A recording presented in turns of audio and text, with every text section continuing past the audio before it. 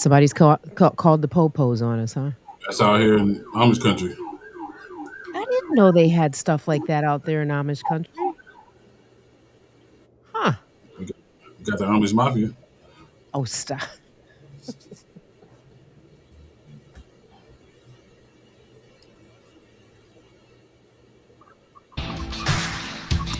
Ninth round pick out of the Citadel in 1981. Stump carved out a successful NFL career with the Cardinals.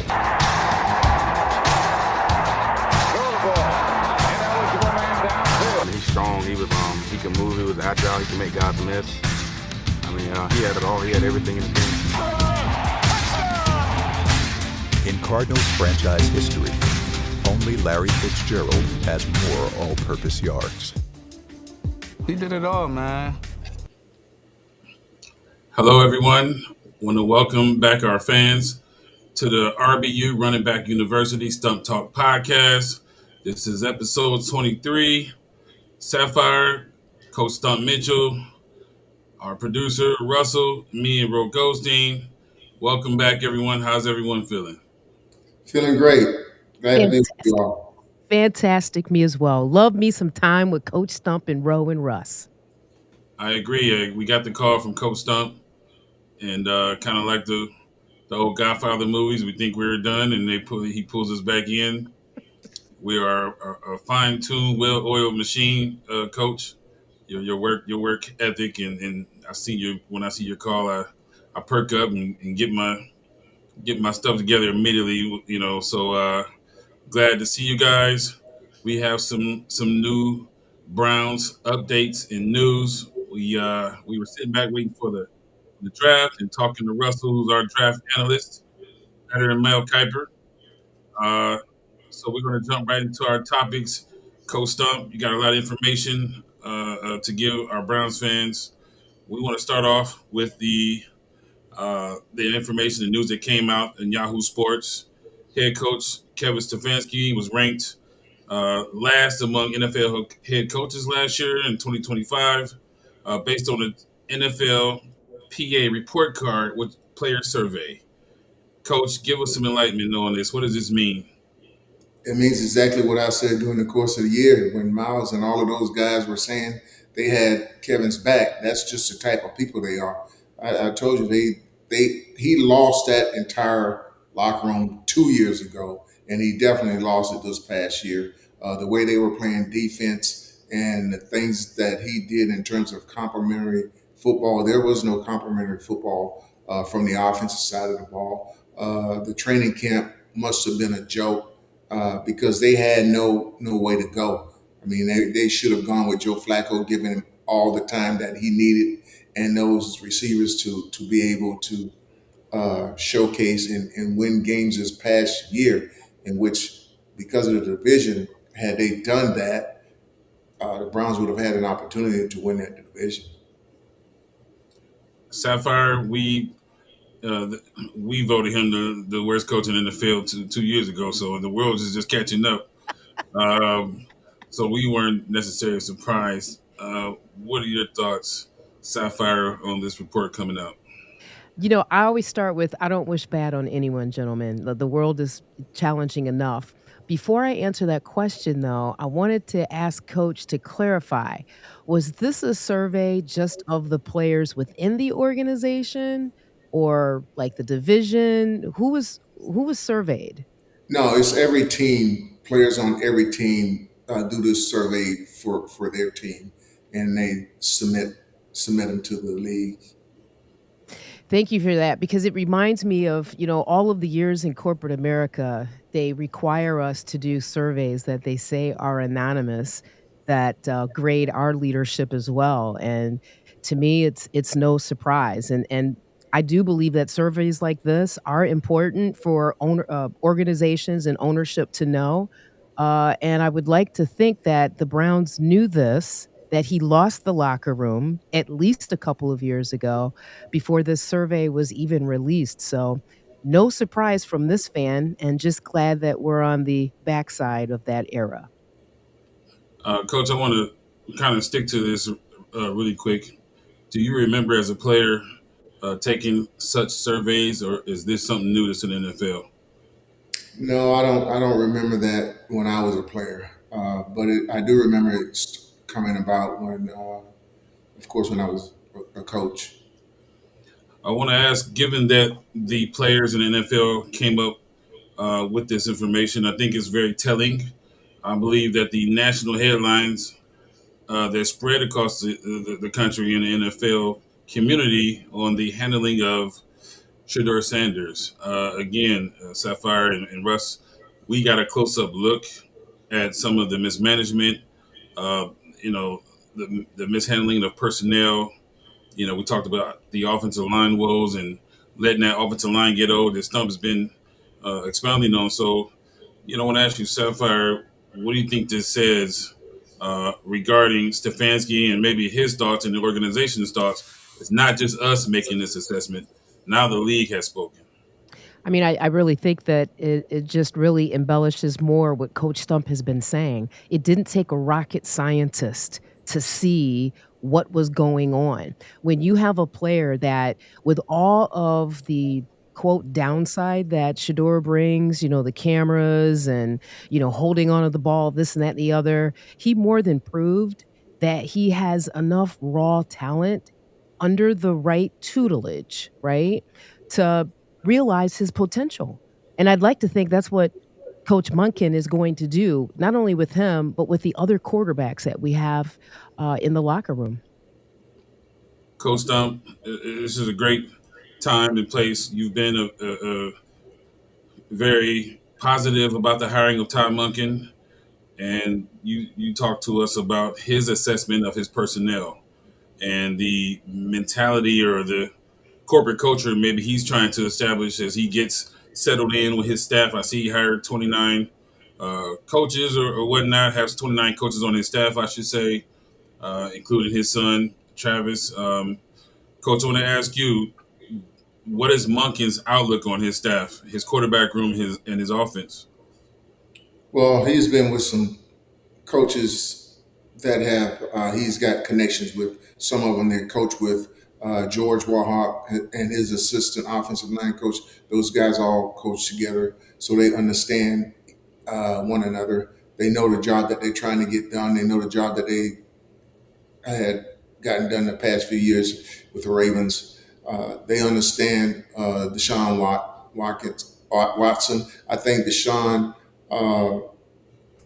is going to flourish on the Todd because he's going to correct some of the things that just went unnoticed or on the Kevin. Deshaun is a guy that led the league in passing yardage at one particular time. He led the Texans to the playoffs a couple years. So it's not like you have a guy who can't do it. He's done it before. And Todd is going to allow Deshaun to breathe fresh air. He's going to work extremely hard, and I think he's going to have an opportunity to play. I really think out of those quarterbacks, I think Deshaun is the most talented one of them all, to be perfectly honest. Shador can throw the ball extremely well. He's going to know how to navigate the pocket much better now with Todd, and he's going to be held to a high level standard. The media and all of that stuff. They're going to have their conversation, but for Todd, that's a that's non-negotiable. He's got to be dedicated to football. And as far as Dylan, don't count Dylan out. He's got a great leader in the head coach in Todd Monken, and Dylan is going to work his butt off. I still think Deshaun is probably the better of the quarterbacks, and if he's healthy, which I think he will be, he'll get an opportunity to prove that. And some of the flaws that Deshaun have as a quarterback, which aren't many, I think Todd will recognize right away and get him to correct those things as to just looking at Deshaun and being enamored with what he can do. Todd is more enamored about the things that he's not doing well to make him the best that he can possibly be. Mm. I want to stick to the offensive side of the ball, Coach Stump and Sapphire, before we talk about the Browns defense going into next year. Saphyr, some of the things that Stump just mentioned and Monken's approach, given his background with the Ravens and some of the success they had, particularly with the quarterback position and some of the play calling. Are you excited about our offense, given our, you know, quarterback competition? We don't know who's going to come out as the starter. What I'm excited about is to see what else the Browns do to address the apparent need on the offensive line. I can't get beyond that. Like Santa Claus and the Easter Bunny and Mom Them could come here and rah rah about the offense, but I'm stuck on what Todd Monken said. They got to build it on that line. That's what I'm excited for to see. Let's stick to you, Sapphire. So there's reports of Willis. Murray's going to be released by Arizona, and coach here locally. They're throwing so many quarterback names in the hat. They're talking about the Simpson kid out of Alabama, and we got two potential studs right here who are in town who have leases and mortgages right there in the Cleveland area. And I'm seeing up to 4 to 5 quarterbacks be thrown in the mix, and we have you know an abundance of other issues. Sapphire, what do you think about this quarterback talk and these other media outlets and these ridiculous outtakes about the quarterback position? I think it's insane. I think it's insane for the reasons that you touched on and more. And I really, with all due respect to Cleveland sports media, I probably listen to them for 5 minutes a week because they're in manic mode and panic mode right now. We just got a new coach. We just finished the combines. Can they give the man that's now in charge of, navigating the waters an opportunity to settle in and bring the pieces that he feels he needs to make this team move forward? Coach Stump, let's change our views and switch to the defensive side of the ball. We got Mike Ruttenberg as the new defensive coordinator who has no defensive coordinator experience. He was a analyst or whatnot on the offensive side of the ball last year. That kind of had me scratching my head, Coach. Um, you know, we got the hiring of Dom Capers coming in with 40 years of experience and some of the supposed exotic looks and packages he can add. Coach, what do you think about the defensive side of the ball? Some of the things that will be consistent, and we will get a layover from last year going into this year that we can look forward to as Browns fans. Well, I think anytime you putting together a team of coaches or players, what you really want to do is see how good those guys are that you have in case someone gets sick. Gets sick, who can step in and take place? AVP, for instance, when we played the playoff game in Pittsburgh, when Stefanski had COVID, AVP ended up having to call the game, which was no big deal because we knew he had those type of qualities. Well, those guys that were under Coach Schwartz the past 4 years, they understood and understand what type of defense they have. They understood his mind concept when he's trying to put things together in terms of calling plays. They understand Miles and where to put him because this is the first year that Miles has had more sacks in any one season than he did during his tenure under Joe Woods. So it didn't just happen this year for Miles. It was a thing in progress where those coaches they talked about what they needed to do, placement and all of this stuff. So the best thing about it now is that you still have some defensive coaches that have been there at the other positions that's going to allow the defense to continue to play well.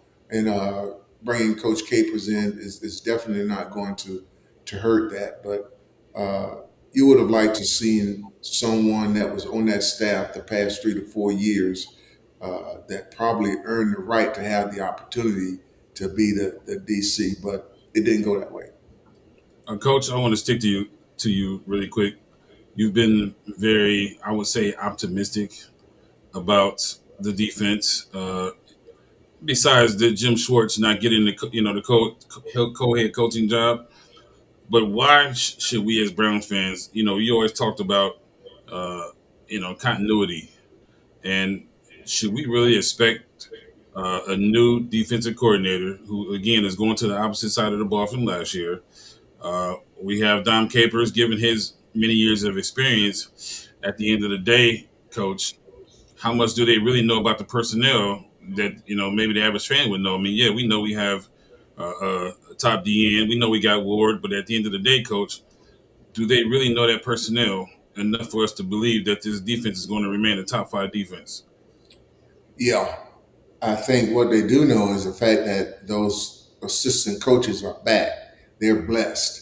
So it's not like those position players have to learn somebody new. And it's not like they're going to have to learn a total new system.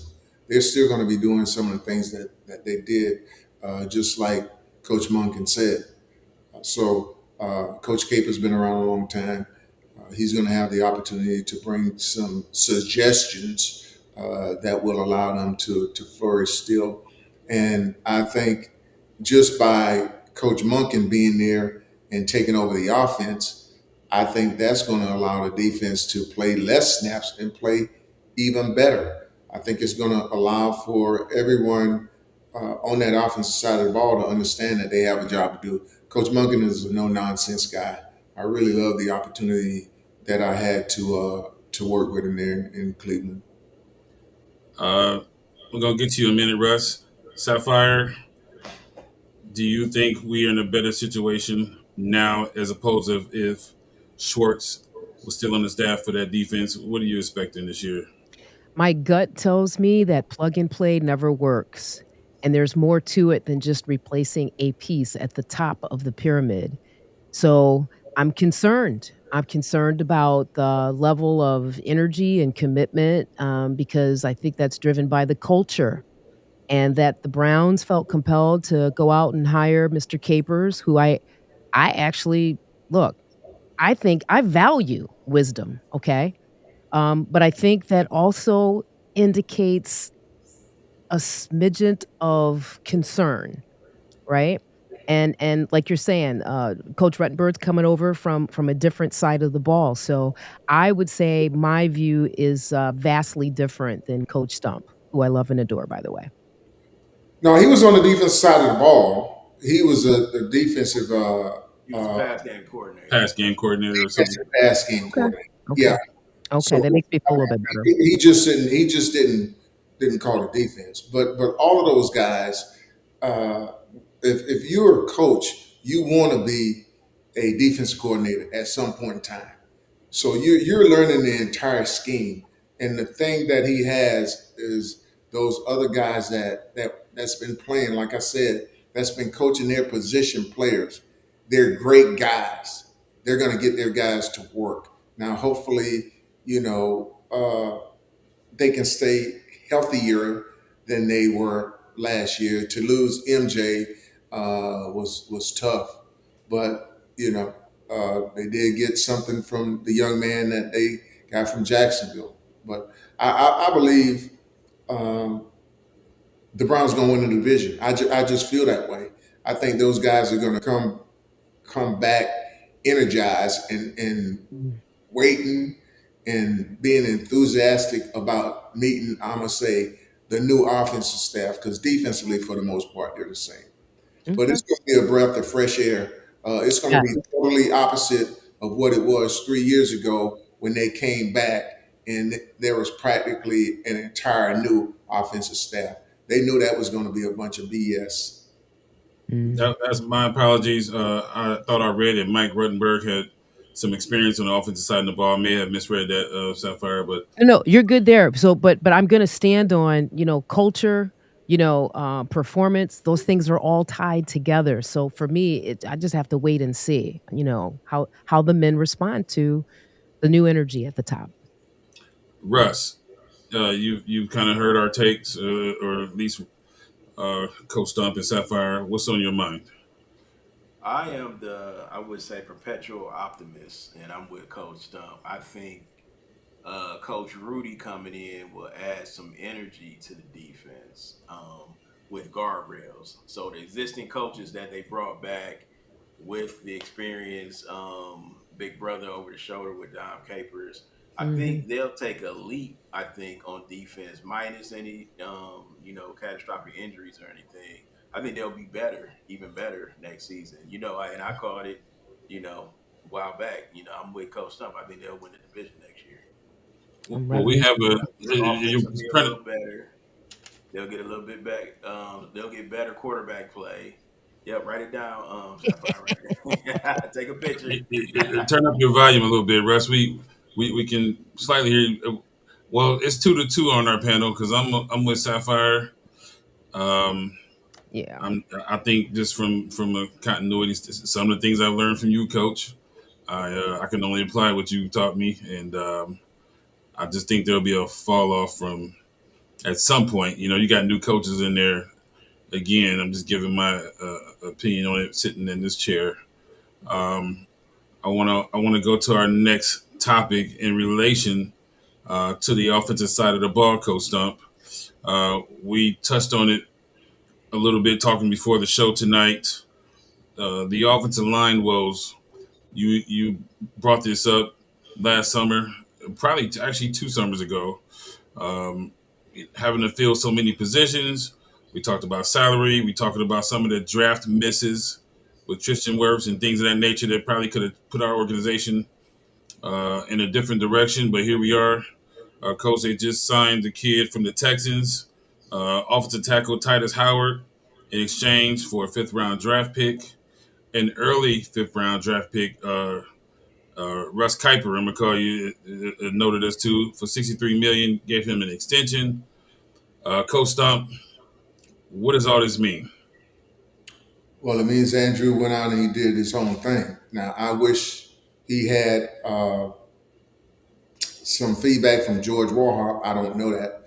And Mhm. even when Andrew do get feedback, when he got it from Coach Callahan, I mean, he was going to say one thing, but he did totally the opposite of what he said he was going to do. So the Texans always seem like they can call Andrew anytime and screw him whenever they want to, uh, and went out on that deal. Now, I'm hoping and praying that they finally went on the Deshaun deal because they have Todd Monken. I think Deshaun is a guy that works extremely hard. Uh, Todd is going to uh, coach from step one to step seven in quarterback play, whatever it takes. And Deshaun is the guy that's going to eat it up, you know. And I just think he's going to be successful. I think this is going to be the first time Shadur ever had to compete for anything as a quarterback because his father always gave it to him. He has absolutely no idea of how good he's going to be if he had the opportunity to stay there with Todd Monken and actually learn and grow. He will be phenomenal. Sapphire, when you first saw the transaction that we picked up in Lyman, when you saw the headline, before you saw who it was, before you saw what we gave up, did you at least get excited that they had some common sense and hit the target board a little by even grabbing somebody from the offensive line side of Yes, the ball? I did. The hairs on the back of my neck definitely chalked up a bit. That's why I started blowing up each of your phones, right? And Coach challenged me, and Russ challenged me. I looked at just if you look at last year, Mister was it Howard, Titus Howard, was on the field 88% of the time, for the snaps. He took 555 snaps as a right tackle, 334 as a left guard, and 132 as a right guard. So he reads like on paper, like he's a veteran and a lineman that can move around a little bit. So I feel better today than I did the first day because we need to address our offensive line, right? And it worked. I mean, it worked for the Texans, it worked for the Browns. So I'm optimistic about this particular acquisition. Russ, going into the draft, did we give up too much for this offensive tackle, um, Titus Howard? Mm, not at all. I think giving up a fifth round pick, you got a starter, you got an experienced, veteran starting offensive lineman who gives you flexibility. So he can come in, they can start him at right tackle, they can move him to right guard or left guard. So you go into the draft, in which that's just the beginning of what AB is going to do. He'll probably sign another free agent or make another trade.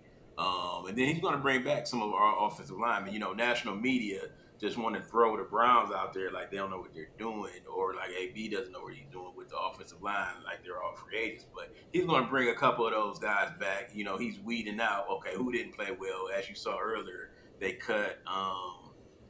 I forget the offensive lineman Cornelius. They cut him, let him go. I Mhm. think two of them they let go, but he's going to bring a couple guys back. And then he goes into the draft, and you're flexible at 6 and 24. You can go best player available at 6 and see who's on the board at 24.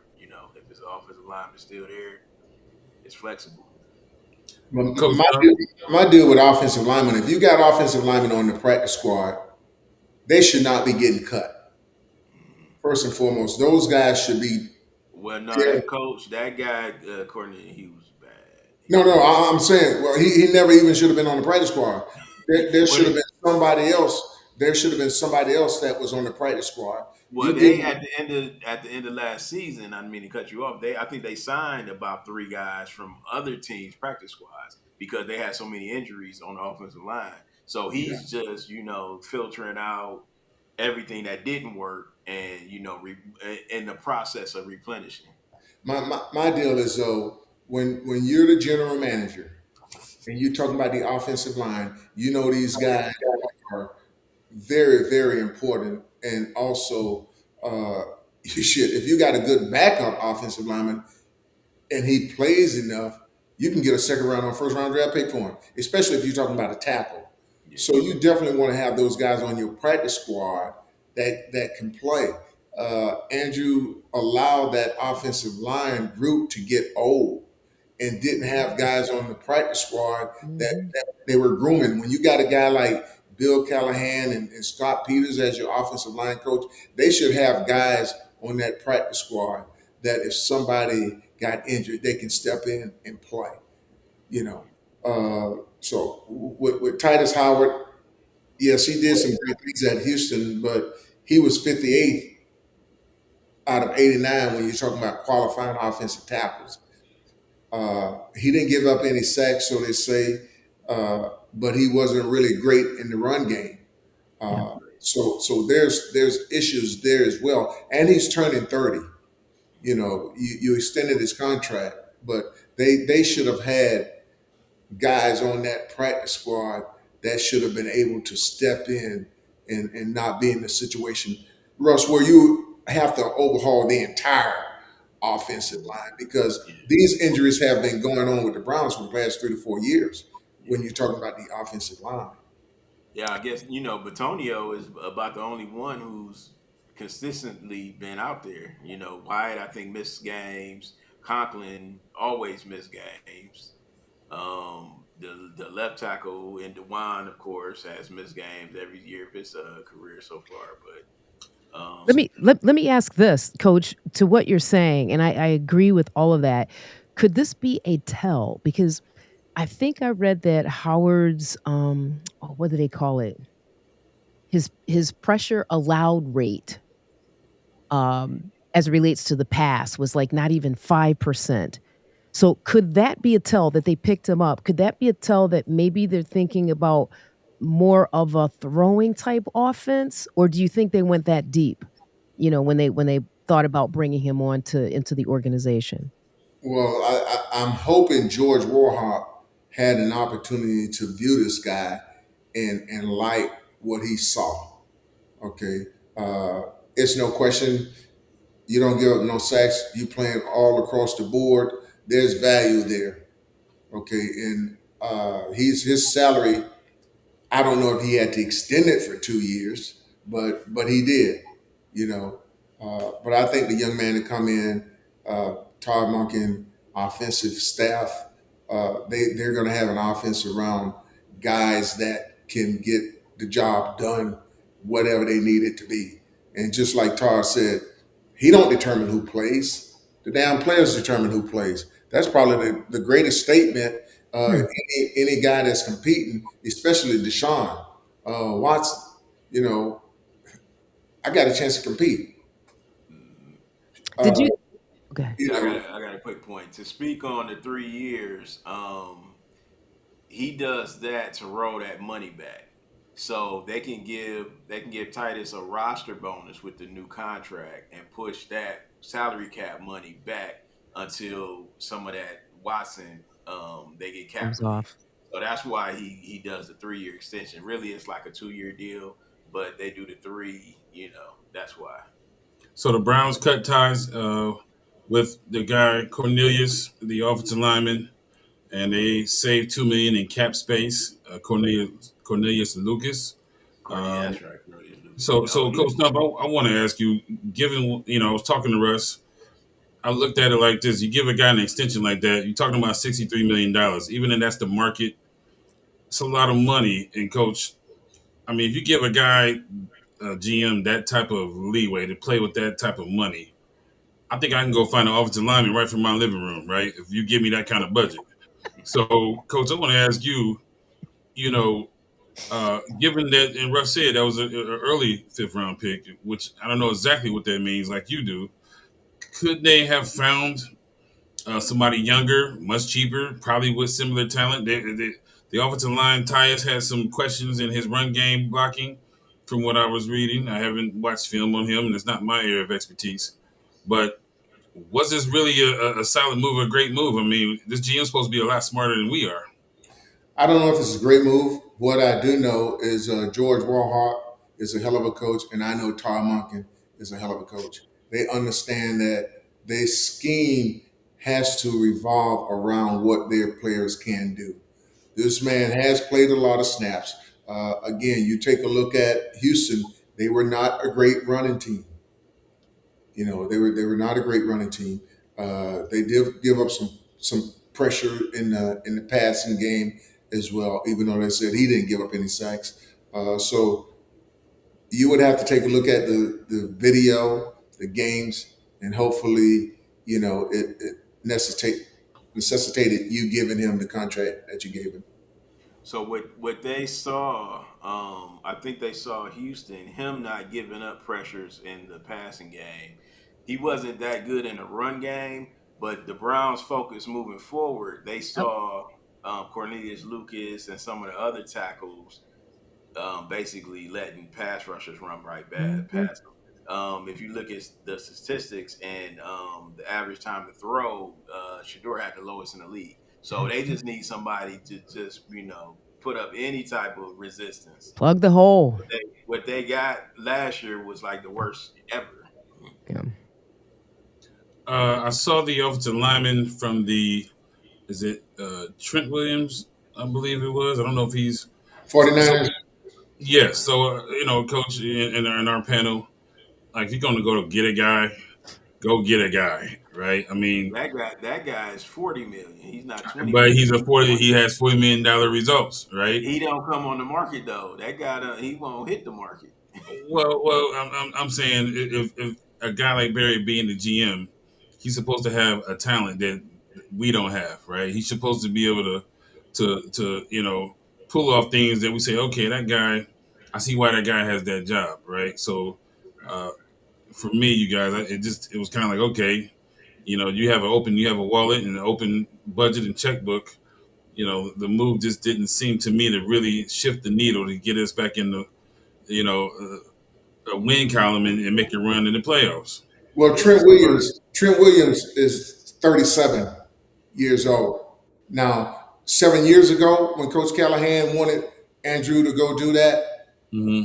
that's what he should have done, but he didn't. So San Francisco took him, and he's been, I think, a 12-time Pro Bowler all pro. Yeah. and a 5-time All Pro. Yeah. He was there, uh, and his demand is more than the 20. You're not going to get him for 23 million. I realize that. Yes. His demand is higher than that, and he's had some injuries as of late. Yep. But 7 years ago, when Coach Callahan tried to get him to get him because he had coached him with the Washington Redskins at that particular point in time. That's when Andrew should have gone out and got him to protect Baker's backside. I want to say hello to Danielle and our favorite Jen Victoria for tuning in. Everyone who's tuning in tonight, we've covered Todd Monken, the offense, the defense is being consistent in scheme and bringing on Dom Capers, coach. So I want to go back to Coach Stump. What is next for the Browns? What should they do next? What's next for Andrew Berry? Okay, you got the lineman. You extended him for $63 million. We got the draft coming up, Coach. Do you give him the keys and just let him? I'm not. I really don't believe in Andrew Berry at this point. You know what I mean. I hold him to a higher standard. I think than most people. He has a great life for what he does, and I just haven't seen the results. But with that being said, Coach, what is next? What should the Browns do next? What do you anticipate will happen? They haven't stopped. I mean, you're still looking for offensive linemen. And you, in my opinion, just like they should have done last year. And you're still looking for a number one wide receiver, which is what they should have done last year. So the picture is still the same. Now, how he decided to go about it, no one knows. But you still need offensive linemen, and you still need a receiver. Uh, and I think they'll be okay. Uh, Todd Monken, I'm telling you, I'm a Todd Monken fan because first of all, he demands respect. Okay, players are going to do it one way. It's that plain and simple, and they're not going to have a problem doing it his way because they want to win. Mm. That's the bottom line. I got a question for you, Coach. Do you think the Mm. penalties will go down under Monken? You think they'll get that kind of situation together? Yeah, I think absolutely it will, and also the Browns didn't play good special teams the last couple of years. I mean, Mm. all of those things hurt the defense. Coach Schwartz could have taken that defense to number one if he got help from the other third, 2/3 of the staff. The offense and the special teams, they could have been phenomenal. Speaking of special teams, Bubba Ventrone, you are not welcome in New Philadelphia. We will hit you with a water balloon and some eggs. Do not come to Tuscarawas County. But with that being said, hello, Greg Mallory. Greg, who's watching, mentioned that he likes the linebacker from the Buckeyes. I don't know if he's talking about the Sunny kid side. who had You got two of Sonny, them, the Reese and combine guy who had a very Incredible. great, probably the top combine Incredible. ever. We got the other linebacker from Glenville, Russ. What's his name? Arvell Reese. Reese from the great Glenville High School. Uh, Saphyr, looking into the draft, what do you? I know you've been consistent on what you thought we need. What's the follow up now? What's the game plan? The next two picks, what direction do you think the Browns should go in? I mean, I don't think we could ever get enough of offensive linemen. Like to Coach's point, like at what point do we restart feeding our pipeline? Right? I just when I think about what Coach Munkin said, you got to build it from the line. Everything that Coach Stump has taught me in this last year, like just using each and every one of the Browns games as like here's an example of what not to do. I just think I want two more offensive linemen. That's what I want. Can you make that happen? They should hire you. Coach, then we're gonna go to Russ. We're gonna let you finish this conversation. Russ, what's the next two picks or the next two moves for the Browns for your liking? I I'm going best player available, offensive line, best player, offensive line. So I mean that best player, me personally, I like Jeremiah Love. You would say, oh, we can't take a running back there, but We can't take a running back there. he the most explosive player in the draft. And what do you need? You need explosive plays. You look at Detroit. What do they do? Explosive plays with the running game. You look Mm. at Atlanta. Explosive plays with the running game. I like Quinshawn, but Quinshawn is not a he can get a 40-yard run, but he won't take an 80-yard run. He gets caught from behind. So, but if you put the two together, kind of like what Detroit was doing, there's offensive linemen to be had all the way to round Mm. five. It's deep. It's kind of deep, and We can get guards in the third round, guard in the fifth round. We can get a tackle at 24. We get a tackle at what's the other pick? 39, I think. So you don't have to jump out there and take offensive line with the first three picks. We need playmakers. I think that's Mm. key. Stump, you're sitting in the draft room. Would you pick the best player in the draft, or would you? And I'm gonna remind everyone, Stump thought that the Browns should have grabbed Travis Hunter last year. Looking back at that, situation and what they went with, but this year's draft, coach, what do you think they should do with the next two picks that they have? Well, I think you definitely need to get offensive linemen. There's no question about that. And I think you need a receiver. Uh, I think they need those two things to help the team. But anytime if someone was to fall through a playmaker, and you have the opportunity to get it, then go do it. Because defensively, I think they're going to be okay. They always seem to have some fresher guys on defense, younger guys on defense. Of course, at some point in time, they're going to have to replace JLK because those guys they get injured as well. So you want to try to stack up. But I think they got younger guys on defense now than they have offensively, and those guys on defense have been hearing the same things from those coaches for the past at least 2 years. Speaking of the draft and the combine, coach, I want to go back to you. I hope they get Carnell Tate out of Ohio State. He had Oh, his 40 time was, and I want to talk to you about that, coach, about this 40 time. We know the stories of the Jerry Rices of the world. Carnell Tate's from Chicago. We had some extended family, Russ, so we definitely will be uh, talking to that kid if they've drafted him and bring him to Cleveland. Coach Stump, I want to go back to you regarding the combine. Some of the numbers, for instance, wide receiver position, if a guy runs a 4.5, 4.6, that may not equate to him making plays. The great Jerry Rice was known for not necessarily having a great 40 time, but he's the hands down probably maybe the best football player, but definitely the best wide receiver ever.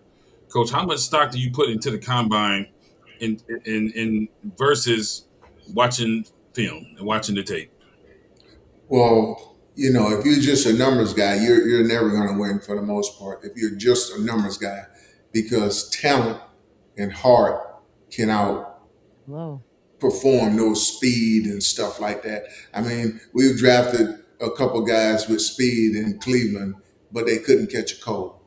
Yeah. So those numbers don't mean anything. But a guy like Tate, just his raw ability to make plays, his love for the game. You can see these things. You can see if a guy is a player in his play. His attitude and everything should be exemplified through his play. That's those numbers. Yeah, they're good. But what the guy does on the field is actually more rewarding for the fans, for everybody, than just running a 40 or jumping, 43 or something like that. Mm. Russ, you're a big draft guy. You watch, you understand personnel, college football. Probably the expert on our panel. What do you take from the combine? You watching the combine because you look at some of the numbers. Sonny Styles' brother ran a 4.2. Avril Reese. I mean, there was some phenomenal 40 times. There was another running back who ran a really good 40 time. I think he was out of Wisconsin. He was a big kid. No, Arkansas. Was that? Oh, it was Arkansas. And then you got the kid Love out of Notre Dame. His game field reads out right. We already know he's a guy. And so, He's that guy. Russ, you said you would go with the most talented player, but uh, Yep. do you pay attention to any? I mean, the 225 bench press. That's a legitimate. That's legitimate, but as a wide receiver, how much does that equate? You know what I mean? The combine is more for entertainment for the fans, I Yep. think. As far as you got to watch the tape. You got to go talk to a guy. You got to talk to his coaches, his peers, to see how much he love the game. You could be running 4.2 and jump 44 inches, but if you don't love the game, it's not going to equate to the field. You know what I mean? We talked about a little bit about Sonny. You know what I'm saying? The instincts don't match the numbers he put up at the combine. You know what I'm saying? We watched Ohio State games, and it don't always click like that. And Buckeyes fans, man, thank you for telling the truth, Russ. Yeah, I mean, yeah, I love it. I'm a Buckeye all day We love long, him, but but you know, you can see and he never. the same thing goes for his brother. I love the kids. His speed flashed in one game when he returned a kickoff. I think he took it 99 yards, whatever, at a kickoff return. But on the back end of the defense, it didn't always equate. You know what I mean? So Well, Russ, I'm going to back up what you said. There were some players that indicated he didn't play free for all growing up because he couldn't. He might can jump off the charts, but he can't read a defense. Regarding to me, right. because he got scorched a few times, respectfully. Um, Saphyr, Mm. are you excited about the Browns' uh, prospects given the draft that Barry had last year? You know, everybody jumped on Barry and was on the caboose because he had one good draft, and seemed to have dementia over the prior years. You know, and some of the draft picks made. How do you feel about that, Sapphire? What I feel is kind of what Russ just touched on, like with the combine. It's all about entertainment now, right? We're asking people to pay a ton of money to take their families to these games, right? So for me, it is what have you done for me lately? And I think the players understand that. You could look at James Harden's recent comments when, he got picked up by the Cavaliers. I mean, he mirrored that. I think the players have their heads on right, right? And for me as a fan, and I love me some Browns and Eagles, but if I'm going to pay the amount of money that I pay to take my family to games and have the whole experience, I don't want to think about yesteryear. What are you doing right now to bring my team, success? Yeah. Uh, I want to go back to Coach Stump, and this is something that relates to the Browns. It relates to Coach. We looked at um, Vrabel last year in his role with the Browns. Coach Stump, I want to ask you about Dom Capers coming in as a senior defensive analyst. Given your situation, in college football and you having all the knowledge and experience and understanding football uh, on many different levels, mentally, physically, preparation wise, coach, in an advisory role, what is your process? How do you implement, you know, some of the things that you believe it takes to be successful? How do you, get your staff to buy in? How do you communicate that? What do you think Dom Capers and even yourself? What does that process look like? Well, I think Don Capers is bringing, no question about it, a lot of experience. Those guys are going to definitely listen to what he has to say. But he's going to recognize also, or he should recognize, that they got a pretty good thing going there in Cleveland.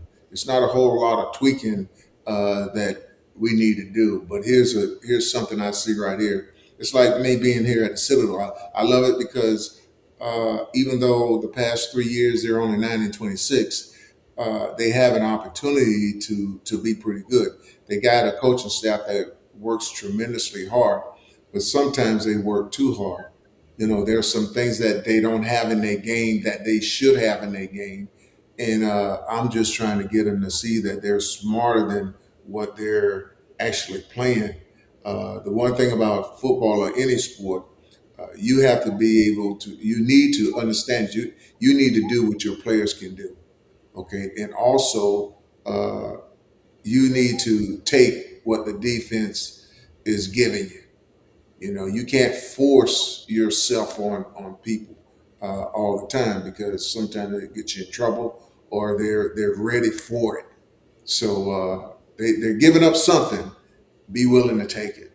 And with me just being here, conversation with the offensive coaches, and seeing them install some of the things that they haven't had in the past is refreshing. Mm. Well, Coach, I would say having a Dom Capers, a Stump Mitchell, I don't know if they know how lucky they are, and I'm hoping that they will, allow you to put your fingerprints on some of the things that they're doing because it will work. It will win games, and it will have some success. I truly believe that. Absolutely. Uh, we're going to go into our final thoughts. We're going to start with the Saphyr, our female counterpart, brings balance to us. Ah, Um, say what's ever on your mind regarding the Browns football. right. You know what? Me and my girlfriends usually have a little draft night party. It's women only. I'll just leave that there. But here's what I wanted to ask each of you. Did you see the recent video clip of Deshaun practicing? Did any of you see that? I I did. think I saw it. Okay, all right. I was wanting to get your thoughts on that, because he looks a little bulkier, like muscular to me. And I was going to ask if you saw the same thing and what you think the implications are with that. But at the end of the day, this to me is one of the two best times of the year, right before the combine. It's really exciting, and I want the best for the Browns, um, and just looking forward to what the combine is. So thank you. I'm glad we had the show, Coach Stump. Great seeing you. Nice seeing you as well. All right. Russell, give us your thoughts with your optimistic self and being the great enthusiast you are. I don't want to be Debbie Downer. I'm sorry for my commentary on, but what's your Oh thoughts on no, the Browns? What are you no, thinking? we're gonna have a great off season. I think AB's gonna get the building blocks together before the draft. He's gonna put some guys in place, and it's gonna surprise some people who are down on the Browns. I think he's gonna pick up another offensive lineman. He's gonna re-sign the kicker, get a punter. He's gonna fill in some of them gaps. They got a couple, some openings right now. I'm excited about the draft. I'm sure he's going to move around. He's going to trade back. He's going to trade up. Not sure if he's going to do anything with the first round picks, but he'll move around in those later rounds, and he's going to get us some good guys. We're going to get a good receiver because that's a necessity. So look forward to it. Maybe another quarterback in the mix. I want to say hello to James Frank. Coach, we're going to give you your final thoughts. I think for me, um, I wouldn't trust Andrew Berry with my car keys. I always look at, I equate success with what resources were available to you. And, I've kind of lived in a temperament of making something out of nothing. And so I hold high accountability to someone who's given uh, that much leeway and that much freedom and that much time, coach. So um, I'm not as optimistic as some of our other great panelists, and that's okay. I'm usually a positive guy. I do not think they're going to win the division. Russ, you said they're going to get a quarterback and a running back. We got offensive lineman issues. I hope they draft five. I hope they get five new linemen. I don't care if they change anything else. Address that. Um, I think it's been a real travesty of what we've had to go through as fans.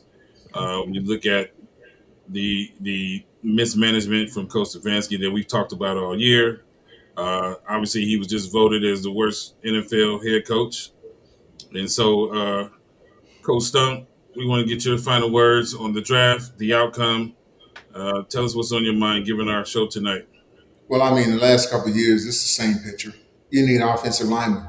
So hopefully, at some point in time, Andrew is going to address the need. Hopefully, Coach Warhart will have a strong voice, and Andrew will take the guy that he thinks will, or guys that he thinks will best suit that team. Todd Monken, of course, is going to have some say. He's going to look at every position on that offense, running backs, wide receivers, tight ends, offensive linemen, everything, and he'll hopefully he'll have a voice in which Andrew will be willing to listen. But I truly believe that Todd Monken is going to be able to help Mr. Haslam forget that statement that when he said he took a swing at Deshaun and missed. I think Deshaun is going to come back. I think he's going to play his butt off. I think he's a heck of a young man with a lot of talent, Yep.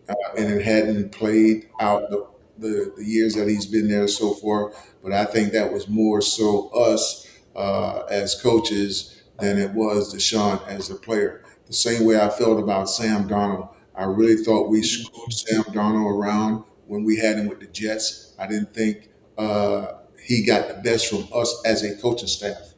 I tried to get the Browns to even take a look at Sam Darnold because I just knew it would fit because of Alex Van Pelt personality and also because of Kevin's personality. But we chose not to do it. But I'm so happy for Sam. Yep. He went in and he proved that he can do it. Baker has proven that he can do it. And I think Deshaun with Coach Monken will prove that he can do it again. Again, I'm pulling for the Browns. Those guys that were there that I knew, both coaches and players, I think they work tremendously hard, and they deserve to give the fans what they're pleading for, and that's a chance to win. And I do believe that they win the division this year. I believe they play their butts off offensively. I think if Deshaun is that guy, like I said, within the top 3 weeks of the season, I think he'll do something that he hadn't done under Kevin the entire time, and I think he'll pass for over 300 yards if they get another receiver. To go with who they have right now. You heard it here. Coach Stump said on March 3rd, 2026, the Browns will win the division. I want to say hello to Joseph Lampman from The Real. Our family, thanks everyone for tuning in. It's great seeing everyone. Running Back University, Stump Talk Podcast. Stay tuned on updates. The draft is coming up. Andrew Berry makes some moves. You guys will get the call from Coach Stump. We'll be ready to rock and roll. Thank you, everyone. Go Browns. Go Browns. Go Cavs. Go Browns.